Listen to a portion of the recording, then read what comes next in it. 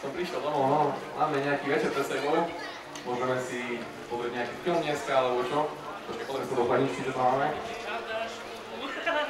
No, vidím tam slnku, no, to bude fajný večer. Fajný večer, Ježiš. O čo tu jedeš, poď si.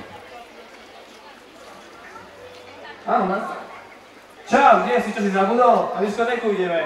Vieš, alkohol, ženy. Poď, sedieť sa, čakáme, čo najrýchlejšie, poď. Hneď tam budem. No, Ježiš, takže tak sa zmenili trošku plány, hej. Takže ja idem dneska na diskotéku, takže ty ostaneš doma, hej. Ja prídem o 11:00, dáme si pivko, zmrzlinu, všetko bude dobré. Dobre? Dobre. Poď sem tu. No kde si? Už dvakrát zopol motor. Všetci čakajú, ako to ostatne minula, pamätáš? Poď rýchlo. Už idem. Nerozumieš? Ostaň tu.